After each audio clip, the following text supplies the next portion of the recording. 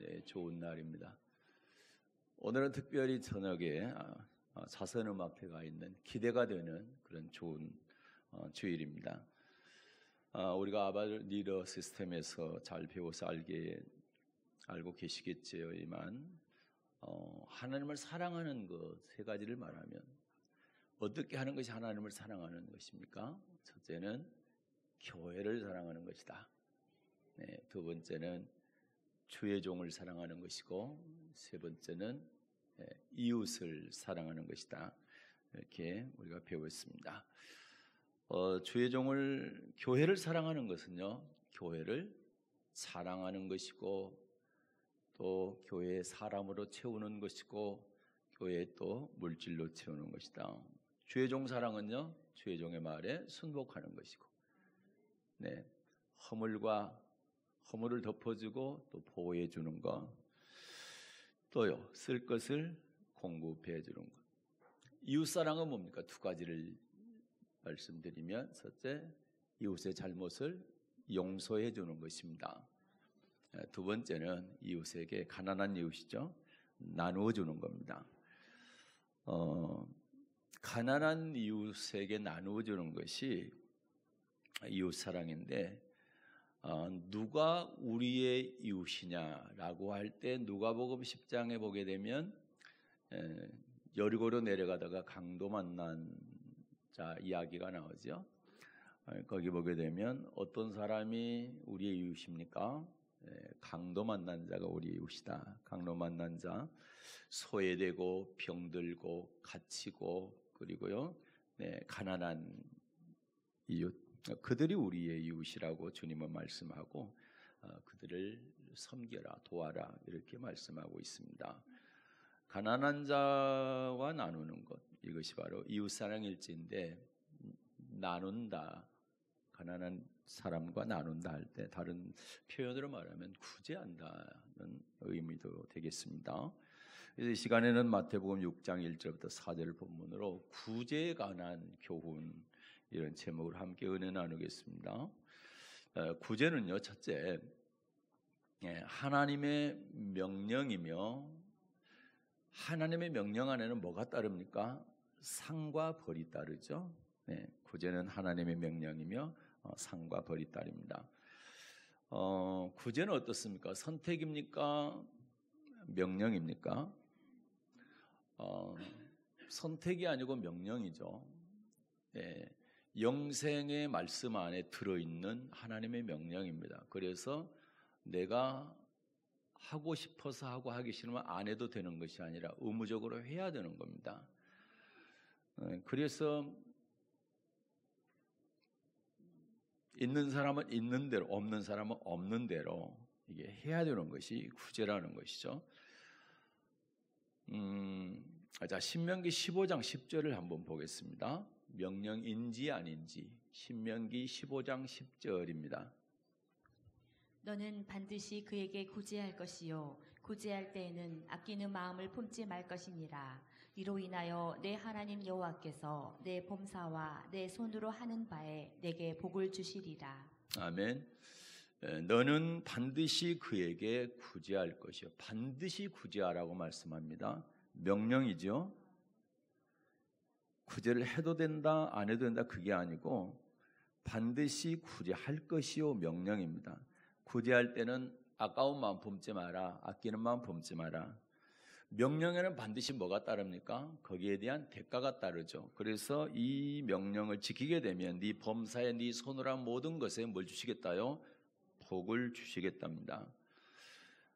구제가 영생의 율법 안에 들어있기 때문에 반드시 우리는 지켜야 될 그런 하나님의 말씀입니다.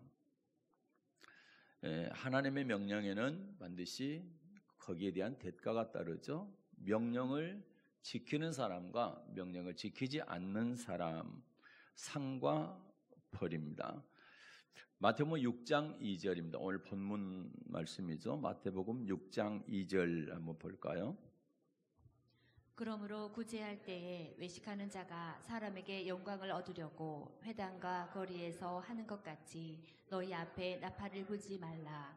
진실로 너희에게 이르노니 저희는 자기 상을 이미 받았느니라. 아멘. 구제할 때 외식하는 자가 사람에게 영광을 얻으려고 회당과 거리에서 하는 것 같이 너희 앞에 나팔을 불지 말라. 진실로 너희는 저희는 자기 상을 이미 받았느니라. 자기 상을 이미 받았다. 이 얘기는 상을 반드시 주는데 이미 받아버리면 아버지께 받을 상이 없다는 얘기지, 상을 안 주신다는 얘기가 아니죠. 그래서 이따 뭐 또 다시 정리할 때 나오겠지만 우리가 받아야 될 상은 하나님 아버지께 받아야 되는 것이지 사람에게 받는 것은 아니라는 얘기죠. 하나님의 명령에는 반드시 그 대가가 따른다. 순종하게 되면 상을 받게 되고 불순종하게 되면 벌을 받게 된다라는 거죠. 사람에게 영광을 얻기 위한 구제는 이미 상을 받아서 아버지께 상 받을 것이 없다. 그러나 반드시 상은 있다라는 거죠. 사람에게 받을 것인지 하나님께 받을 것인지는 우리가 결정하는 것이죠. 사람 앞에 보이려고 하게 되면 사람한테 상 받게 될 것이고, 하나님께 보이려고 하면 하나님께 상을 받을 것이라는 이런 말씀인 것입니다. 아버지께 상을 받을 수 있는 구제는요, 은밀하게 하는 구제입니다. 3절과 4절 보겠습니다. 3, 4절 읽겠습니다. 시작.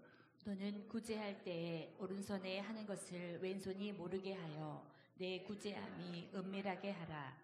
은밀한 중에 보시는 너의 아버지가 갚으시리라. 아멘. 은밀한 중에 은밀한 중에 하게 될 때에 아버지가 갚아주신다.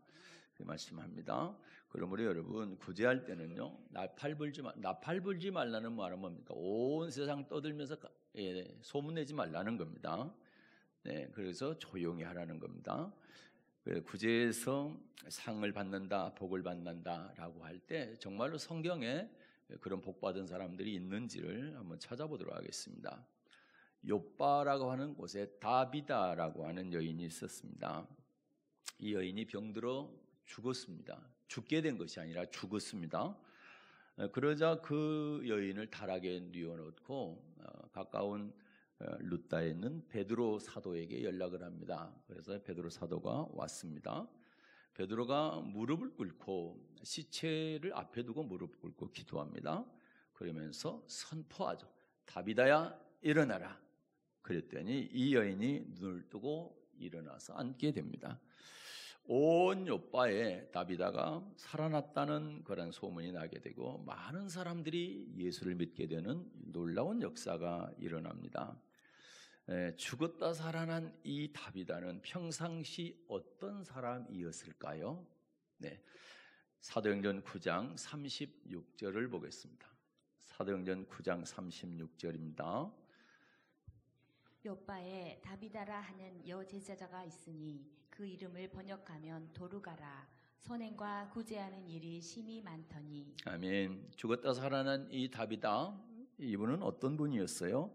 선행과 구제하는 일이 심히 많더니. 그래서 선을 행하고 그다음에 가난한 사람들을 도와주는 이런 구제를 심히 많이 했다. 참 많이 했습니다. 그래서 하나님은 베드로를 통해서 이 여인을 살려주게 된 거고, 이 여인이 살아나게 되니까 그 주위에 소문이 나게 되고 수많은 사람들이 예수를 믿게 된 겁니다. 가이사랴에 고넬료라고 하는 이탈리아 군대의 백부장이 있었습니다. 지금으로 보면 군대 중대장 정도 되겠지요. 이 고넬료가 하나님 앞에 어떤 사람이었느냐? 그는요, 하나님을 경외하는 사람, 그리고 기도를 많이 하고 백성들을 많이 구제했던 사람입니다. 사도행전 10장 1, 2절입니다. 사도행전 10장 1절과 2절입니다. 가이사랴에 고넬료라 하는 사람이 있으니 이달리아데라 하는 군대의 백부장이라. 그가 경건하여 온 집으로 더불어 하나님을 경외하며 백성을 많이 구제하고 하나님께 항상 기도하더니. 아멘. 이 고넬료라고 하는 사람은 하나님을 경외하고 그리고 백성들을 많이 구제하고 많이 구제했습니다. 그리고 항상 기도하는 사람이었다라는 것이죠. 하루는 제9시, 우리 시간으로 말하면 정오가 되겠죠. 낮 12시. 기도하고 있는데 환상 가운데 천사가 나타나서 이런 얘기를 전해줍니다. 사도행전 10장 3절과 4절입니다. 3, 4절입니다. 읽겠습니다. 하루는 제9시쯤 되어 환상 중에 밝히 보매 하나님의 사자가 들어와 가로되 고넬료야 하니 고넬료가 주목하여 보고 두려워 가로되 주여 무슨 일이니까? 천사가 가로되 내 기도와 구제가 하나님 앞에 상달하여 기억하신 바가 되었으니. 아멘. 환상 중에 천사가 고넬료를 부르죠. 그랬더니 무슨 일입니까? 물었더니 천사가 그래요. 내 기도와 내 구제가 하나님 앞에 상달되어 기억하신 바가 되었다.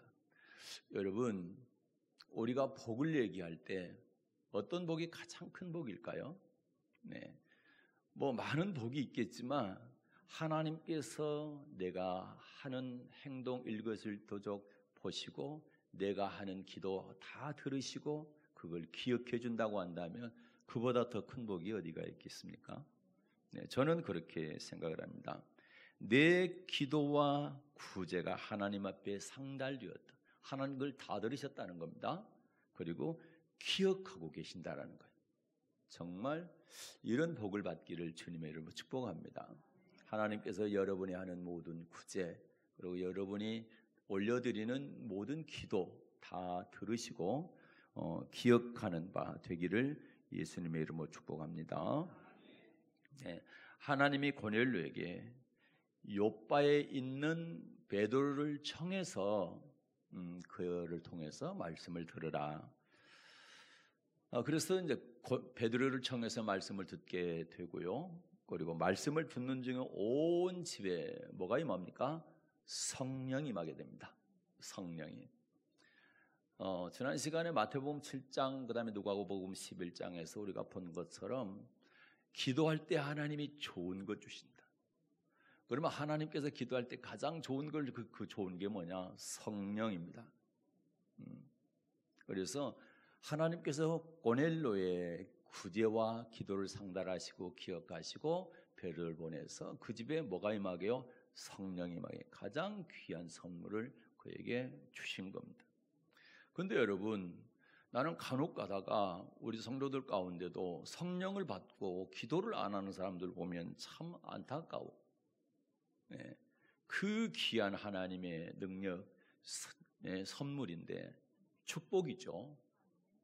고넬료 같은 경우에는 항상 기도하고 그리고 많이 구제할 때 받았는데 여러분은 거기까지 안 했는데도 불구하고 받았잖아요.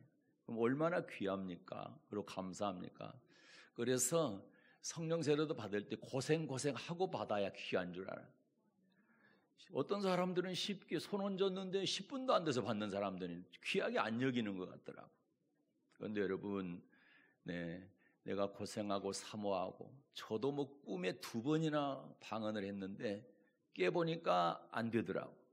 그래서 얼마나 사모했는지를 몰라요. 네.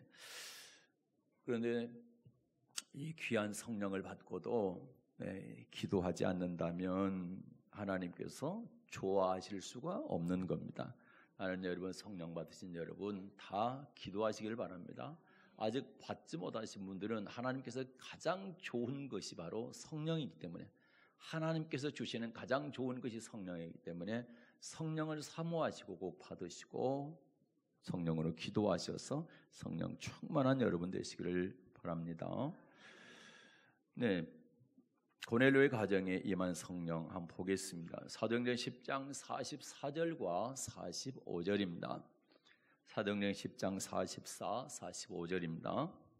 베드로가 이 말 할 때에 성령이 말씀 듣는 모든 사람에게 내려오시니 베드로와 함께 온 할례 받은 신자들이 이방인들에게도 성령 부어 주심을 인하여 놀라니. 아멘. 성령 부어 주심을 놀래. 네, 그런데 성경은요, 가난한 자를 구제하는 것이 이 땅의 축복으로만 그치는 것이 아니라 그 이상이라고 말씀하고 있습니다. 특별히 우리 주님의 모든 설교는 어디에 맞춰져 있어요? 주님의 재림, 또는 천국에 맞춰져 있죠. 네, 주님의 설교를 잠깐 보겠습니다. 그것도 주님의 마지막 설교입니다. 예수님의 마지막 설교가 바로 이 설교입니다. 이 설교인데 한번 보겠습니다. 마태복음 25장입니다. 이 설교 끝나고 잡히시고 고난받아 죽으시고 부활하시고 승천하시고 이 지상에서 마지막 설교입니다. 마태복음 25장 31절부터 40절까지 읽겠습니다. 인자가 자기 영광으로 모든 천사와 함께 올 때에 자기 영광의 보좌에 앉으리니 모든 민족을 그 앞에 모으고 각각 분별하기를 목자가 양과 염소를 분별하는 것 같이 하여 양은 그 오른편에 염소는 왼편에 두리라. 그때에 임금이 그 오른편에 있는 자들에게 이르시되 내 아버지께 복받을 자들이여 나와 창세로부터 너희를 위하여 예비된 나라를 상속하라. 아멘. 잠깐 여기서 멈추겠습니다. 그 34절 보십시오. 그때 임금이 그 오른편에 있는 자들에게 이르시되 내 아버지께 뭐 받을 자들이여? 자, 복받을 자들이여 나와 창세로부터 너희를 위하여 예비된 나라를 상속하라. 창세로부터 저와 여러분을 위해서 예비된 나라가 어떤 나라입니까? 그 하나님 나라를 말하는 거죠. 그걸 상속받으라는 겁니다. 자, 이 복을 받을 사람들이 어떤 사람들이냐라고 할 때, 자, 35절부터 다시 읽겠습니다. 내가 줄일 때에 너희가 먹을 것을 주었고 목마를 때에 마시게 하였고 나그네 되었을 때에 영접하였고 벗었을 때에 옷을 입혔고 병들었을 때에 돌아보았고 옥에 갇혔을 때에 와서 보았느니라. 이에 의인들이 대답하여 가로되 주여 우리가 어느 때에 주의 줄이신 것을 보고 공개하였으며 목마르신 것을 보고 마시게 하였나이까. 어느 때에 나그네 되신 것을 보고 영접하였으며 벗으신 것을 보고 옷 입혔나이까. 어느 때에 병드신 것이나 옥에 갇히신 것을 보고 가서 배웠나이까 하리니 임금이 대답하여 가라사대 내가 진실로 너희에게 이르노니 너희가 여기 내 형제 중에 지극히 작은 자 하나에게 한 것이 곧 내게 한 것이니라 하시고. 아멘. 자, 어떤 사람이 창세로부터 예비된 천국을 상속받을 수 있느냐라고 할 때에 주님이 줄이실 때 먹을 것 주고 목마르실 때 마시게 하고 그리고 나그네 되었을 때 영접하고 자, 병들었을 때 돌아봐주고 갇히셨을 때 와서 보는 사람 그런 사람이라고 그러죠. 그랬더니 이 의인들이 예수님께 묻습니다. 우리 그런 적 없는데요.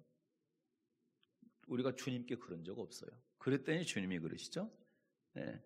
어떤 사람들 자, 여기 내 형제 중에 지극히 작은 자에게 한 것이 형제 중에 가난한 자, 소외되고 병들고 갇혀 있는 그런 사람들에게 하는 것이 바로 내게 한 것이다.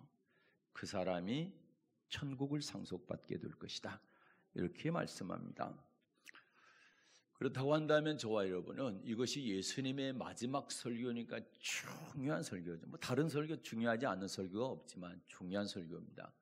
그래서 우리는 가난한 자들을 구제할 수 있어야 도와줄 수 있어야 두는 것입니다. 이게 영생과 관계가 되기 때문에요. 자, 바울을 통해서 하나님은요 디모데전서 6장에서 이런 말씀을 하셨어요. 디모데전서 6장 17절부터 19절을 보겠습니다.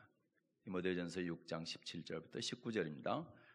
내가 이 세대의 부한자들을 명하여 마음을 높이지 말고 정함이 없는 재물에 소망을 두지 말고 오직 우리에게 모든 것을 후히 주사 누리게 하시는 하나님께 두며 선한 일을 행하고 선한 사업에 부하고 나눠주기를 좋아하며 동정하는 자가 되게 하라. 이것이 장래에 자기를 위하여 좋은 터를 쌓아 참된 생명을 취하는 것이니라. 아멘.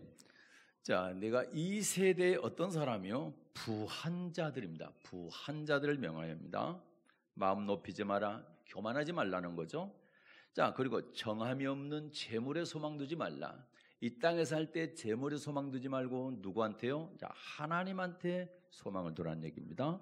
하나님께 소망을 두라. 그 얘기는 하나님에 계신 천국 들어갈 생각해야지 이 땅에 재물 쌓을 생각하지 말라는 겁니다. 그러면서 18절에 보면 선한 일을 행하고 선한 사업에 부하고 그 다음에요 나눠주기를 좋아하며 나눠주기를 좋아해야 된다. 여러분 돕는 것을 좋아하십시오. 그것도 습관이 되어야 됩니다. 네. 그리고 동정하는 자가 되라. 사람들을 보면 힘들고 가난하고 어려운 사람들 보면 불쌍히 여기는 마음, 동정하는 자가 되어야 된다.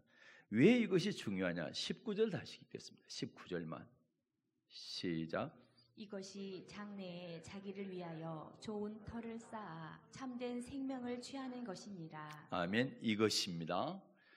네, 선한 일을 행하고 선한 사업에 부하고 나눠주기를 좋아하고 동정하는 자가 될 때 이것이 바로 장래입니다. 장래에 자기를 위하여 좋은 터를 쌓아 참된 생명을 취하는 것이다.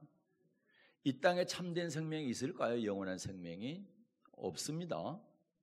천국에 들어가서 참된 생명, 영원한 생명을 얻게 되는 것이다. 생명의 부활을 얻게 되면 이 참된 생명을 얻게 되는 것이죠. 그래서 이거는 마태복음 25장 아까 읽었던 31절부터 40절에서 말씀하고 있는 그 말씀이나 이 말씀은 똑같은 말씀인 것이죠. 장래 자기를 위하여입니다. 좋은 터를 쌓아 참된 생명을 취하는 것이다. 그러나 여러분 구제하지 않게 되면 어떻게 될까요? 영생 대신에 영벌이라고 말씀하고 있습니다. 마태복음 25장 다시 갔습니다. 이번에는 41절부터 46절까지 보겠습니다. 마태복음 25장 41절부터 46절입니다. 또 왼편에 있는 자들에게 이르시되 저주를 받은 자들아 나를 떠나 마귀와 그 사자들을 위하여 예비된 용령한 불에 들어가라. 내가 줄일 때에 너희가 먹을 것을 주지 아니하였고 목마를 때에 마시게 하지 아니하였고 나그네 되었을 때에 영접하지 아니하였고 벗었을 때에 옷 입히지 아니하였고 병들었을 때에 옥에 갇혔을 때에 돌아보지 아니하였느니라 하시니. 여러분 보십시오. 마태복음 19장에 보게 되면 어떤 관은 어떤 사람 부자 청년 얘기가 나옵니다. 그런데 이제 이 사람이 예수님께 와서 묻죠. 선생님, 내가 무엇을 하여야 영생을 얻습니까? 뭘 물었다고요? 영생 얻는 법에 대해서 물었습니다. 그랬더니 주님께서요, 영생 얻으려면 생명에 들어가려면 뭘 지켜라? 자, 계명들을 지켜라. 계명들을 지켜라. 근데 그 계명 안에 구제가 들어 있습니까? 안 들어 있습니까? 아까 신명기에서 본 것처럼 구제가 들어 있죠. 네. 계명들을 지켜라. 그랬더니 이 청년이 얘기합니다. 어려서부터 다 지켰습니다. 네. 마태복음 19장에서 어려서부터가 아니다. 마가복음에 보게 되면 어려서부터입니다. 다 지켰다라는 겁니다.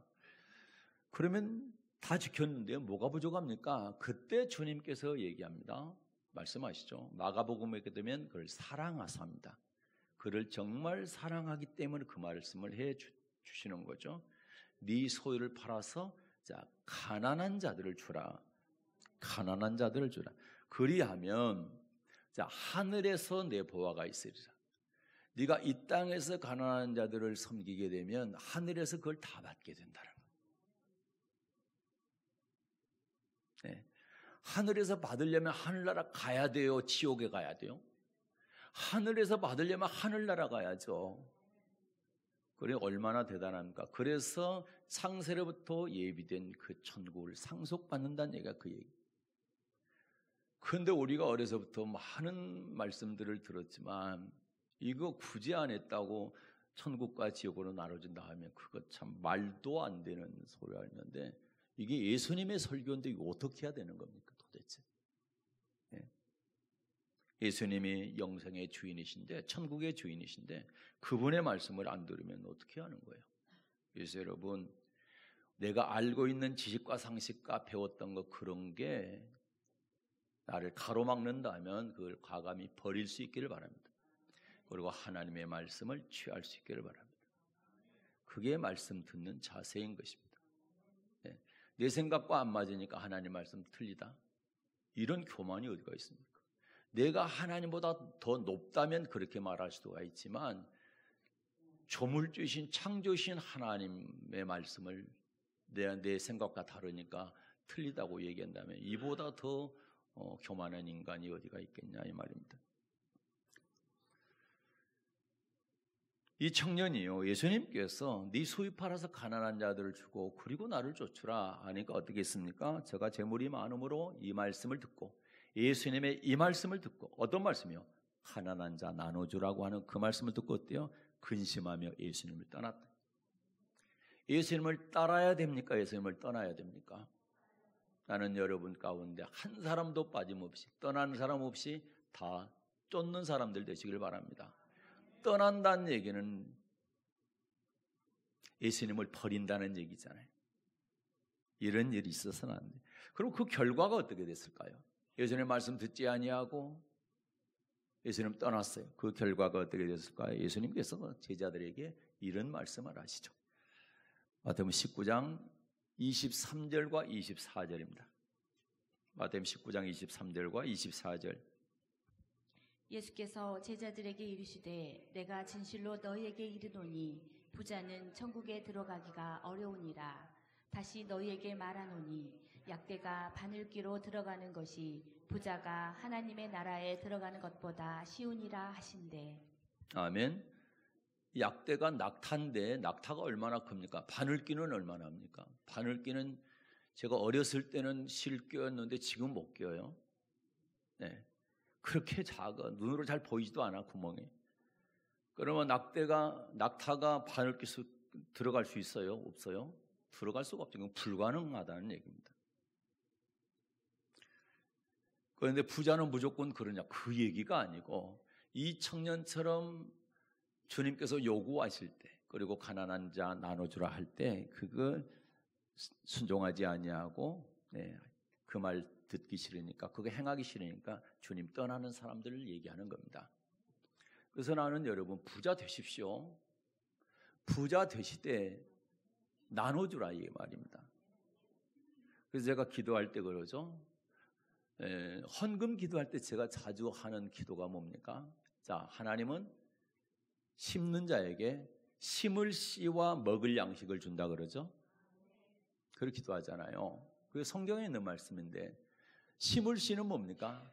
다시 하나님께 드릴 예물을 말하는 것이고 그럼 11조를 비롯해서 예배 예물들 자 그걸 말하는데 양식은 뭡니까? 먹을 양식은 나 혼자 먹으란 얘기입니까? 다 나눠 먹으란 얘기입니까? 나눠서 먹으란 말입니다. 나 혼자 먹어봐야 여러분 그것만 주신다면 하나님께 나 먹을 양식만 주신다면 조금 주시겠죠. 우리가 혼자 먹으면 얼마나 먹겠어요. 그런데 퍼주면 퍼줄수록 주님은 더 많이 주신다는 얘기 아니에요. 나눠 먹을수록 많이 주신다는 뜻 아닙니까? 그래서 제가 그런 기도할 때는 그런 마음으로 기도하는 거거든요. 그래서 여러분 할 수만 있으면 많이 나누십시오. 그러면 하나님이 채워주실 겁니다. 씨와 먹을 양식을 주시는 겁니다. 그런데 어떤 분들은 씨는 심어야 되는데 안 심어. 그럼 어때요? 받을 게 없는 거예요. 거둘 게 없는 거예요. 잘 생각하시길 바랍니다. 자, 예수님은요, 누가복음 16장에 보면 부자와 거지 이야기를 하고 있죠. 이거 모르는 사람은 아무도 없을 겁니다. 한 부자가 있었어요. 자색 옷과 그 다음에 고운 베옷을 입었다. 아주 화려한 옷을 입고요. 날마다 호화롭게 잔치를 합니다.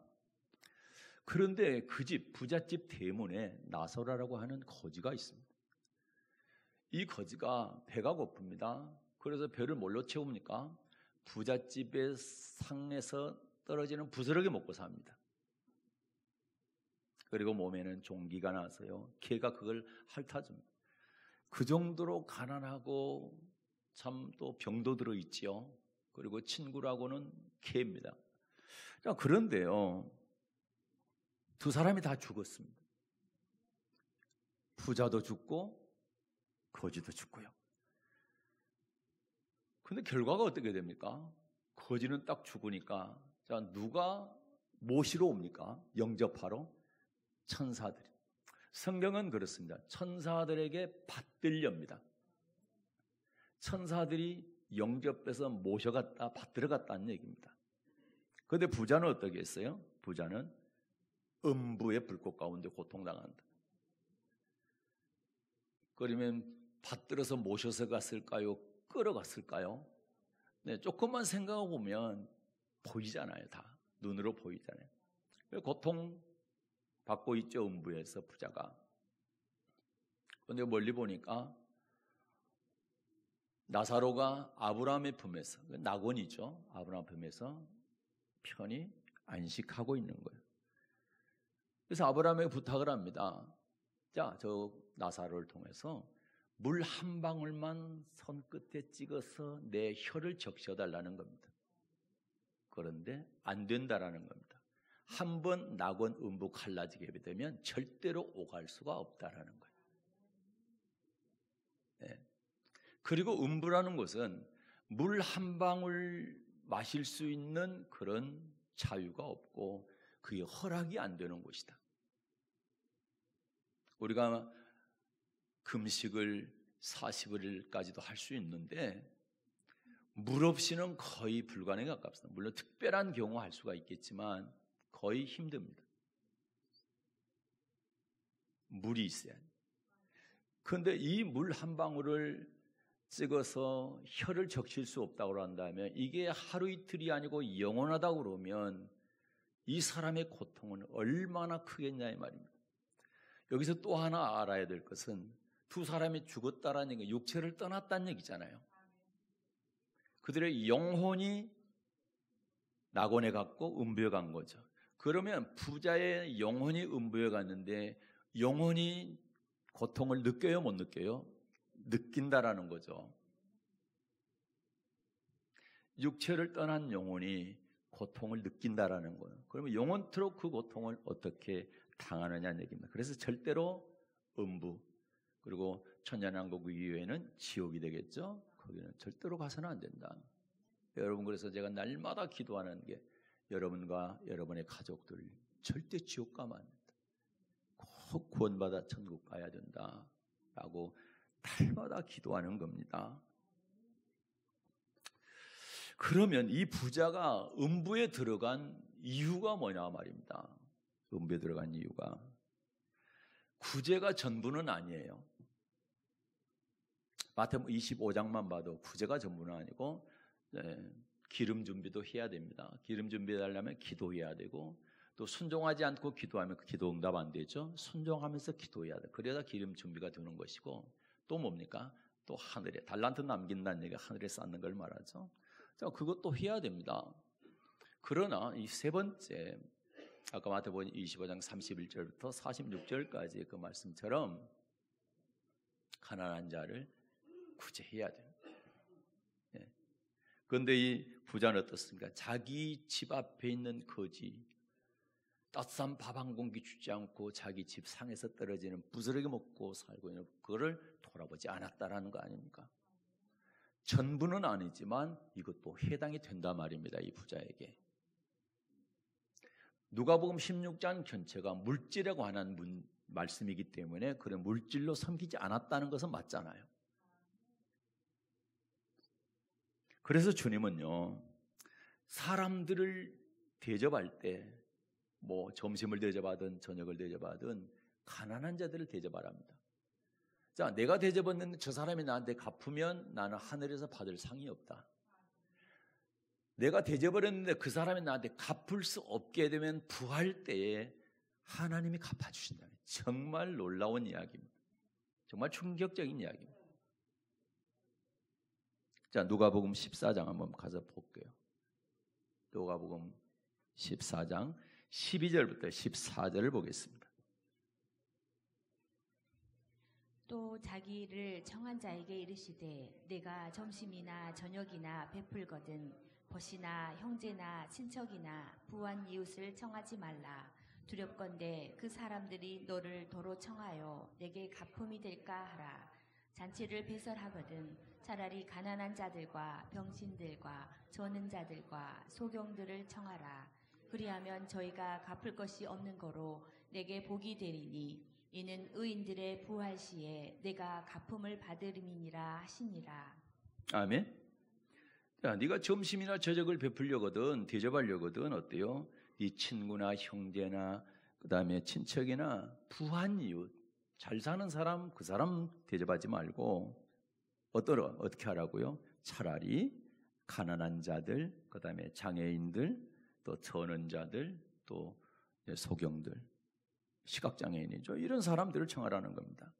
그리하면입니다. 그리하면 14절 그리하면 저희가 갚을 것이 없는 거로 사람이 안 갚아야 하나님께서 갚아준다 이 말입니다. 그래서 여러분 내가 누구한테 잘해주고 그걸 되돌려 받으려고 하지 말라는 거예요. 그러면 상은 없어요. 물론 관계는 좋아지겠죠. 두 사람 사이에. 그러나 하늘의 상은 없습니다. 그거는. 그러나 내가 섬겼는데 대접을 했는데 그 사람이 갚을 수 없으면 자 하나님이 갚아주는데 언제 갚아준답니까? 부활시입니다. 부활 때. 인색한 사람 부활 때에 생명의 부활하게 하겠어요. 이렇게 착하고 동정이 많고 가난들 나눠준 사람을 하나님께서 부활 때에 생명의 부활을 얻게 하겠어요. 조금만 생각하면 알 수 있잖아요. 부활 때 상을 받는다는 얘기는 영생 주시겠다는 얘기 아닙니까? 그럼 마태복음 25장 그 말씀이나 아까 보았던 디모데전서 6장 말씀이나 이 말씀이나 누가복음 16장 말씀이나 다 똑같은 말씀들이잖아요. 그래서 여러분 가난한 자들 구제하는 것이 얼마나 중요한지 알고 있어요. 그러나 또 물론 하나님의 말씀은 좌우로 치우치면 안 됩니다. 이거 하나만 가지고 무조건 또 다 이닥으로서 모든 것을 여기에다만 쏟아붓게 되고 다른 건 돌아보지 않는 또 그건 아니죠. 또 다른 말씀은 다른 말씀대로 순종해야 되지만 이 말씀도 중요한 말씀이라는 겁니다. 그러면 우리는 어떻게 구제를 해야 되느냐? 구제하는 방법에 대해서 잠깐 볼게요. 자, 마태복음 6장 4절 갑니다. 오늘 본문 마태복음 6장 4절.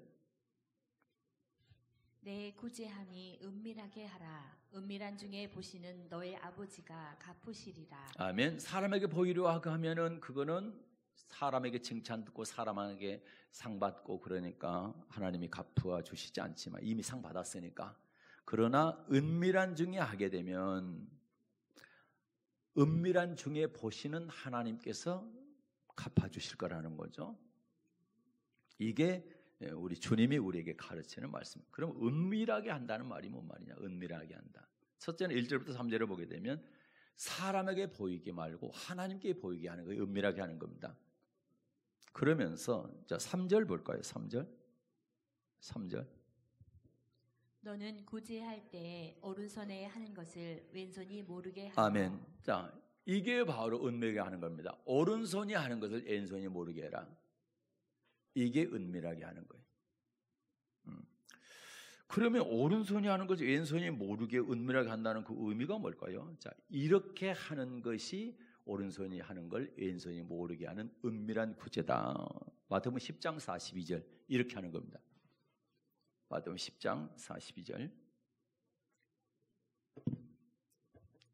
또 누구든지 제자의 이름으로 이 소자 중 하나에게 냉수 한 그릇이라도 주는 자는 내가 진실로 너희에게 이르노니 그 사람이 결단코 상을 잃지 아니하리라 하시니라. 아멘. 자, 누구든지 누구의 이름으로 하랍니까?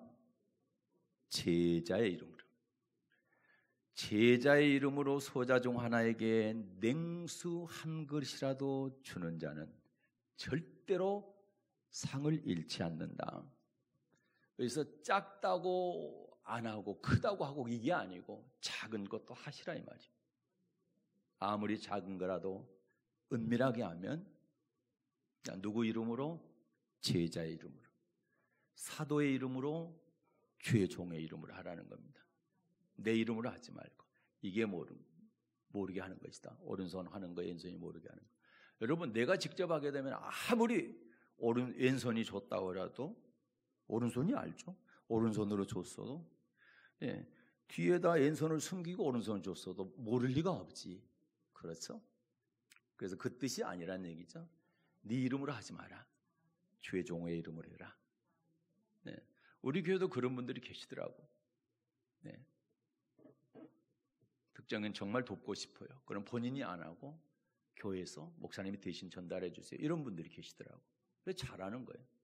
또 본인이 또 전도대상자라든지 또 신방하고 싶은 분이 있으면 본인이 사갖고 가. 그런데 우리 목사님이 보냈다. 나 보낸 적 없거든요. 목사님이 보냈다고. 그러면 내가 드러나지 않으니까 이게 은밀한 구제다 이 말입니다. 그렇게 하시라. 아멘입니까? 그러나 내가 하게 되면 그분이 너무 고마워하고 그렇죠. 또 의지할 수도 있고 어떻습니까? 그러면 그분한테 내가 상을 다 받아버려. 칭찬 다 듣고 내가 상 받아버리는 것이다. 그러면 주님께 받을 게 없다. 이런 얘기입니다. 그래서 예수님의 이 말씀대로 한 군데만 읽고 마칠게요. 자, 사도들이 그렇게 했는지 안 했는지, 초대교회 성도들이 그렇게 했는지 안 했는지만 보고 마치겠습니다. 사도행전 4장입니다. 32절부터 37절입니다. 사도행전 4장 32절부터 37절. 믿는 무리가 한 마음과 한 뜻이 되어 모든 물건을 서로 통용하고 제 재물을 조금이라도 제 것이라 하는 이가 하나도 없더라.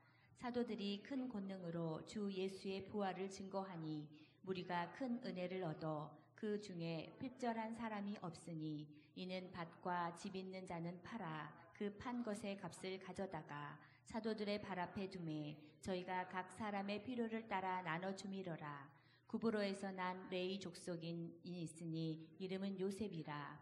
사도들이 일컬어 바나바 번역하면 고니자라 하니 그가 밭이 있음에 팔아 값을 가지고 사도들의 발 앞에 두니라. 사도들이 백성들에게 말할 때에 아멘. 자, 초대교회 성도들의 교제하는 모습, 공동체의 모습이 참 나오지요. 그들 어떻습니까? 한 마음 한 뜻이 돼가지고 물건을 서로 통용했다. 제 재물을 제 것이라고 주장하는 사람이 아무도 없었다. 서로 나눠 썼다는 얘기입니다.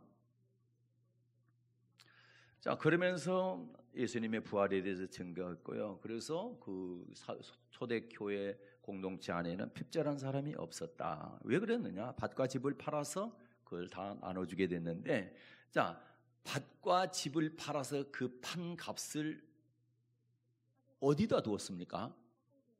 사도들의 발 앞에 두니라. 사도들의 발 앞에 두니라. 그러면서 한 사람 예화를 드려주죠. 구불에서 난 레이족인데 이 사람은 이름은 요셉인데 사도들이 이름 바꿔줬어요. 뭐라고요? 바나바로 바꿔줬습니다. 요셉인데 사도들이 네 이름 바나라라고 해. 바나바라고. 그래서 바나바가 되는데 이 사람이 어때요? 그가 밭이 있어서 팔았어요. 그리고 어디에 뒀다? 사도들의 발 앞에 두었다를.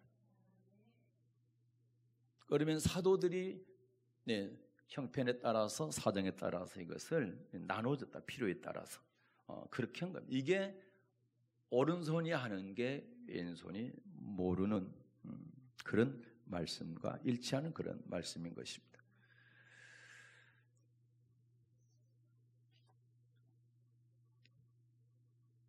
그러면 구제연금은 도대체 얼마나 해야 됩니까? 얼마나? 성경에서는요, 매 3년에 11조, 3년에 10분의 1을 하라. 10분의 1. 3년마다.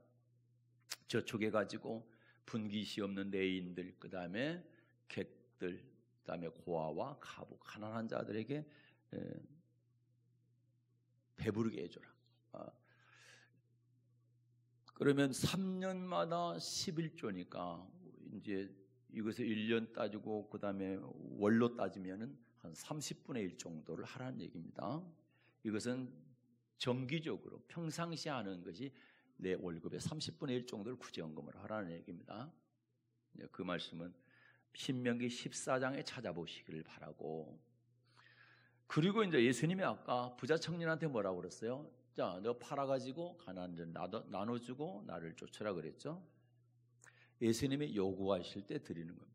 그러니까 교회 안에 갑자기 중환자가 생겼는데 그 집이 가난해서 수술시킬 수가 없어. 그러면 교회에서 해줘야 되는 거예요. 그 가난한 사람 도와줘야 되는 거예요.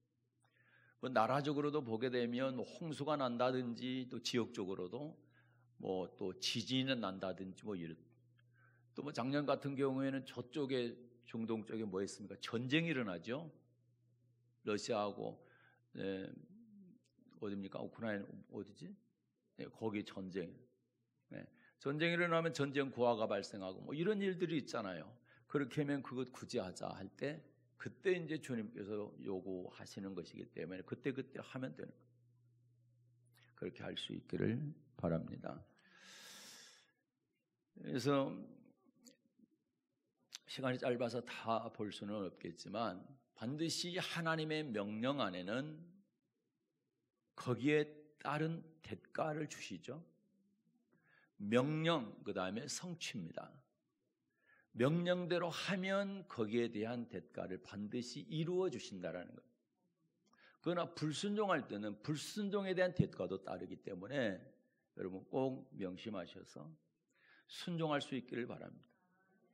이 땅에서도 복이지만 또 영생의 복도 우리에게 주시겠다고 약속하셨기 때문에 절대 가난한 자들을 보게 되어 지나치지 마시고 또 교회에서 죄종을 통해서 요구할 때 이거 하나님께서 내게 지금 이걸 요구하시는 거구나 이렇게 생각하시고 이거 다음 주에 구제연금 전액은 어디에 보내겠습니까 할 때 그때 모른 척 하지 마시고 조금이라도 최선을 다해서 성의를 보여주실 수 있기를 바랍니다. 이렇게 하심으로 이 땅에서도 복을 받으시고 그리고 영생도 상속받는 여러분 되시기를 축복합니다. 오늘 우리 하나님 아버지 감사합니다. 구제에 관한 말